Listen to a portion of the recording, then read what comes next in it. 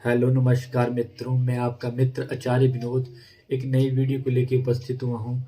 आपको पता है कल से नवरात्रे शुरू हो रहे हैं माता के, और नवरात्रों के उपलक्ष्य में सभी साथियों भाइयों और बहनों को इन नवरात्रों की चैत्र महीनों के नवरात्रों की बहुत बहुत शुभकामनाएं। ये नवरात्रे आप सबके लिए मंगल कामना के साथ मंगलमय के साथ हों, जिसमें आपकी सभी मनोकामनाएं पूर्ण हो, आपके घर में सुख शांति और समृद्धि आए। इसी कामना के साथ जय माता दी। आपको पता है हम बात करेंगे आज पहले नवरात्रि की। पहला नवरात्रा माता शैलपुत्री जी का है। शैलपुत्री को 9 माताओं में से पहला स्थान मिला है, क्योंकि शैलपुत्री माता का उद्गम तब हुआ था जब सृष्टि का निर्माण हुआ था। उस समय शैलपुत्री माता का उद्गम हुआ था, इसीलिए शैलपुत्री माता को पहला स्थान मिला है। आप जब भी शक्ति की पूजा करोगे तो पहला बार आप नारी की करोगे, स्त्री की करोगे, देवी माता की करोगे, क्योंकि हमारे हिंदू धर्म सनातन धर्म में कि ये महिमा है कि हम माता को, स्त्री को, लड़की को शक्ति स्वरूप मानते हैं, हम माता मानते हैं। और जब भी शक्ति की पूजा होती है तो माता दुर्गा भवानी की पूजा की जाती है। इसी के साथ मैं आपको पूजा विधि के बारे में भी कुछ बातें बताऊंगा, जिसके लिए आप विशेष ध्यान रखें। और खान पान के लिए भी आप इन नवरात्रों में विशेष ध्यान रखें, ताकि आपकी मनोकामनाएं पूर्ण हो सकें और आपको नवरात्रों का माता का पूर्ण आशीर्वाद मिल सके, जिससे आपके घर में सुख शांति और समृद्धि आए।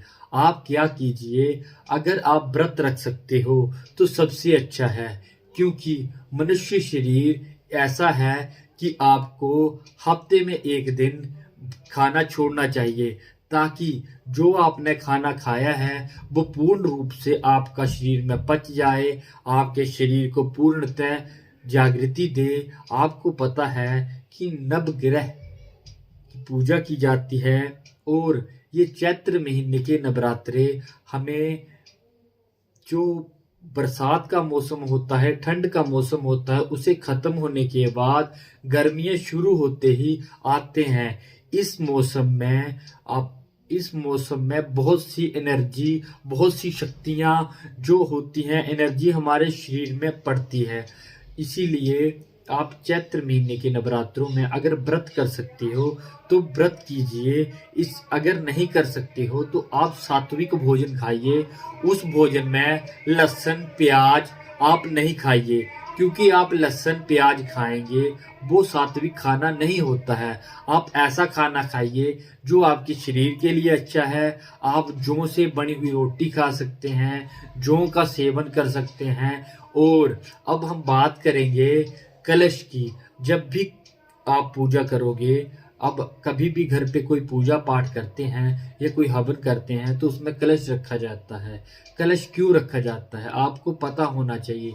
कलश मनुष्य शरीर की तरह ही मानकर उसे रखा जाता है, इसलिए क्योंकि मनुष्य का शरीर भी मिट्टी है, और जो कलश होता है वो भी मिट्टी का रखा जाता है।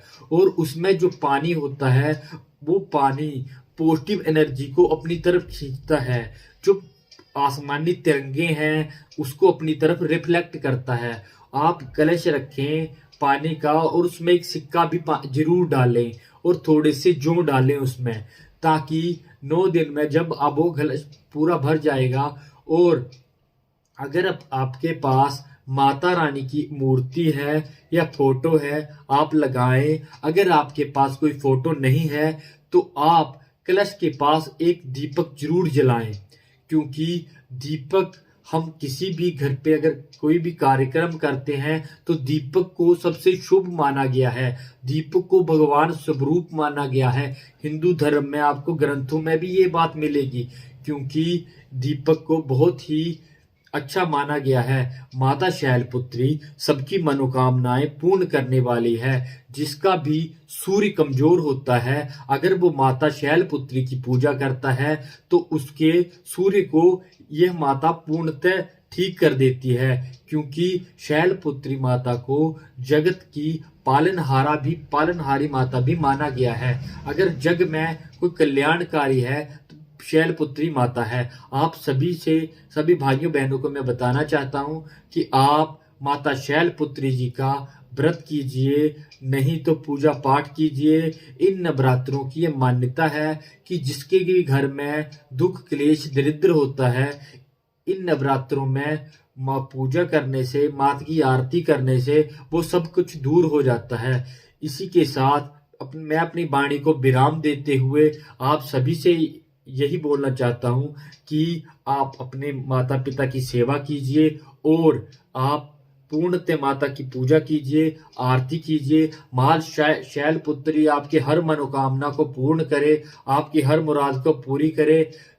आप ऐसे ही 9 दिन में आपको 9 माताओं की कहानी सुनाऊंगा और पूजा विधि बताऊंगा। इसी के साथ माता शैलपुत्री की जय हो और सब पर कृपा रखे माता शैलपुत्री। ओम नमो नारायणाय नमः।